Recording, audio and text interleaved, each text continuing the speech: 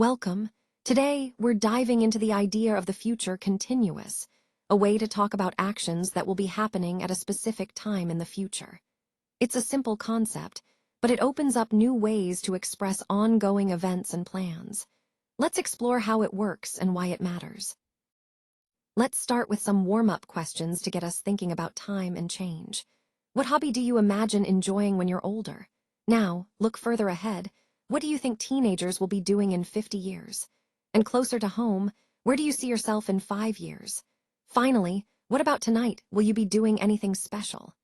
These questions help us explore how our interests and lives evolve over time. Let's take a moment to imagine our lives 10 years from now. The predictions here paint a future where electric cars are the norm, charging at home just like our phones. Learning will be more digital, studying from home, using tablets instead of books. Friendships might even happen through virtual meetings. And who knows? Maybe space travel will be part of our plans. It's a mix of excitement and uncertainty, but one thing's clear: the future holds amazing possibilities. Let's explore the future continuous tense together. It's all about actions that will be happening at a specific time in the future, usually temporary, not permanent. So when we say, people will be using more electric cars, we're talking about a future event that's ongoing for a while. This tense helps us focus on the process or action in progress, rather than a fixed point. Now, think about whether the action is temporary or permanent, and when exactly it's taking place. Let's talk about the future continuous tense. It's how we describe actions happening over time in the future. For example, in 20 years, people will be using flying cars. Or, she'll be flying to Ireland in a few hours. We also use it for temporary actions at a specific future moment, like, I'll be eating breakfast tomorrow at 7 a.m. It's all about those ongoing or temporary future events, giving us a way to picture what's in motion ahead. Let's take a closer look at these time expressions. Some of them fit perfectly with the future continuous tense, the one we use to talk about actions that will be in progress at a specific time in the future. Others don't quite work that way. Your challenge is to spot which ones can be paired with the future continuous. Think about when the action is happening, and whether it makes sense to describe it as ongoing at that moment. This is a great way to sharpen your grasp of English verb tenses. Let's break down the structure of the future continuous tense. We form it by combining the subject with the verb to be in the future, so will be, followed by the main verb ending in ing. For example, will you be coming to the same cafe in 5 years? That's the question form.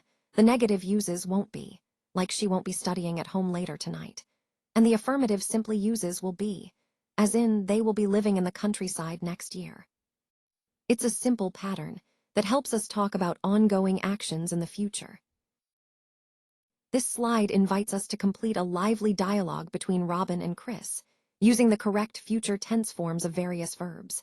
It's a fun way to practice how we talk about plans and intentions, what we will be doing, watching, or even not watching. Notice how the conversation flows naturally, with questions and invitations, showing how future continuous tense helps us describe ongoing actions in the near future. Let's see how these verbs bring the weekend plans to life. Let's take a moment to imagine the future. In 20 years, people won't just be meeting face-to-face. They'll be gathering in virtual reality rooms, playing games that blend the real world with the digital. So, where do you think people will go for fun in 2 decades? Now, here's a fun way to explore this, in pairs. One of you becomes a time traveler from the future.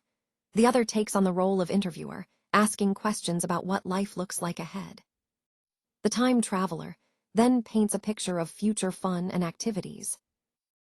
Now it's your turn to look ahead. We want you to imagine your life 10 years from now. Think about what you'll be doing and when it might happen. Fill out the table with your predictions. Be specific with the timing and details.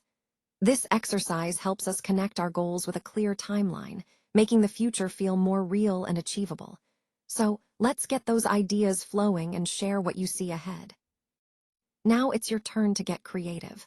Imagine you're planning a dream holiday with your friends or classmates. Think about what you do each day, from Monday all the way to Sunday. Fill in the table with your activities and then share your plan with others. See if they can guess where your dream destination is, just from the things you've chosen to do.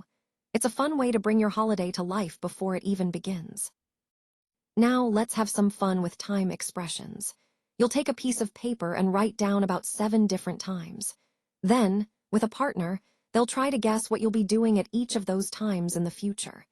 It's a great way to practice talking about plans and predictions, and it gets you thinking creatively about your day ahead.